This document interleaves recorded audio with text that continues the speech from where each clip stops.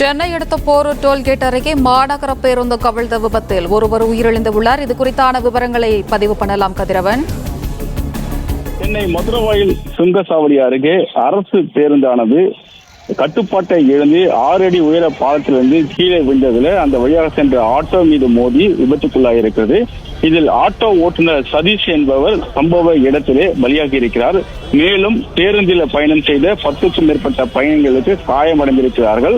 கோயம்பேடு போக்குவரத்து புலனாய்வு போலீசார் இது குறித்து விசாரணைகளை மேற்கொண்டு வருகிறார்கள். திடீரென கட்டுப்பாட்டை இழந்து சர்வீஸ் சாலையில இறங்கிய அந்த பேருந்து கீழே சென்ற ஆட்டோ மீது விழுந்திருக்கிறது. இதில் ஆட்டோவானது நசுங்கியதுல ஆட்டோவில் ஓட்டிய ஓட்டுநர் சதீஷ் என்பவர் சம்பவ இடத்திலே பலியாகி இருக்கிறார்.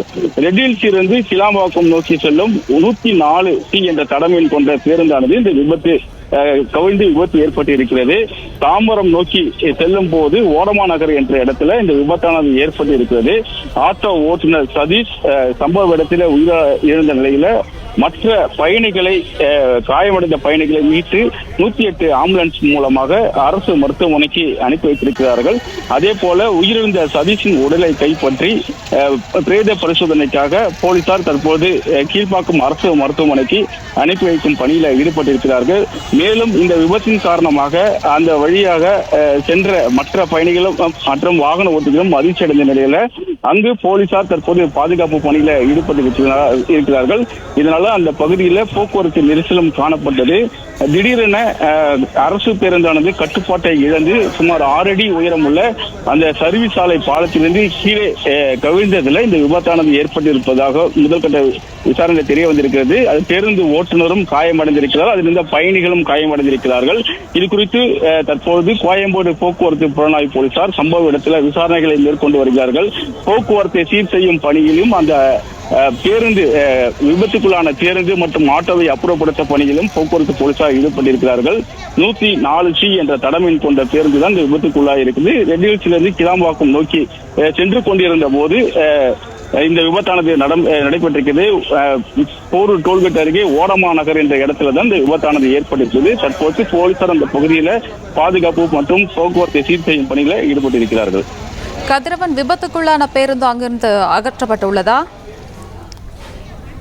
பேருந்தை சம்பவ இடத்திலிருந்து அகற்றும் பணியில தொடர்ந்து போக்குவரத்து போலீசார் கிரேன் மூலமாக அப்புறப்படுத்த பணியில ஈடுபட்டிருக்கிறார்கள். 104C என்ற இந்த தடமெண் கொண்ட பேருந்து முன்பக்கமும் அதே போல பேருந்தின் நடுப்பகுதியிலும் சேதமடைந்திருக்கிறது. அந்த சேதமடைந்த பேருந்தையும் அவர்கள் அப்புறப்படுத்த பணியில ஈடுபட்டிருக்கிறார்கள். அதே போல கிரேன் உதவியோடு அந்த பேருந்தையும் ஆட்டோக்களையும் அப்புறப்படுத்த பணியில போலீசார் ஈடுபட்டிருக்கிறார்கள். பேருந்து கவிழ்ந்து விபத்துக்குள்ளானதுல ஆட்டோ முழுவதுமாக நசுங்கி இருக்கிறது. சர்வீஸ் சாலையிலிருந்து அந்த பேருந்தானது கீழே கவிழ்ந்து நேரடியாக அந்த ஆட்டோ மீது மோதி இருக்கிறது. மோதிய வேகத்தில் அங்கிருந்த சுவற்றில் மோதி அந்த ஆட்டோவானது முழுவதுமாக நசுங்கி இருக்கிறது. அந்த இடிபாடுகள் சிக்கிதான் ஆட்டோ ஓட்டுநர் சதீஷ் என்பவர் பலத்த காயமடைந்து சம்பவ இடத்திலே உயிரிழந்திருக்கிறார். தற்போது அந்த பேருந்தையும் ஆட்டோவையும் கிரேன் உதவியோடு அவர்கள் அப்புறப்படுத்த பணியில ஈடுபட்டிருக்கிறார்கள். இந்த விபத்தின் காரணமாக சுற்று வட்டாரத்தில் செல்லக்கூடிய இந்த வாகன ஓட்டிகள் மற்றும் பொதுமக்களும் அதிர்ச்சி அடைந்திருக்கிறார்கள். தற்போது அந்த பகுதியில் போக்குவரத்தை சீர் செய்யும் பணியிலும் அந்த வாகனங்களை விபத்துக்குள்ளான ஆட்டோ மற்றும் பேருந்தை அப்புறப்படுத்த பணியிலும் போலீசார் ஈடுபட்டிருக்கிறார்கள். இன்னும் சற்று நேரத்தில் அங்கு போக்குவரத்து சீர் செய்யப்படும் என்றும் போக்குவரத்து காவல்துறை சார்பாக தெரிவிக்கப்பட்டிருக்கிறது. உயிரிழந்த சதீஷின் உடலானது கீழ்ப்பாக்கம் அரசு மருத்துவமனைக்கு எடுத்து செல்லப்பட்டிருக்கிறது.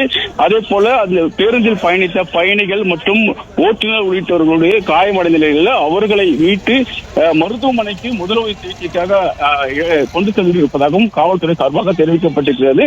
தொடர்ந்து மீட்பு பணிகளும் அதே போல அந்த விபத்துக்குள்ளான பேருந்து மற்றும் ஆட்டோக்களை அப்புறப்படுத்த பணிகளும் நடைபெற்று வருவதாகவும் காவல்துறை சார்பாக தெரிவிக்கப்பட்டிருக்கிறது.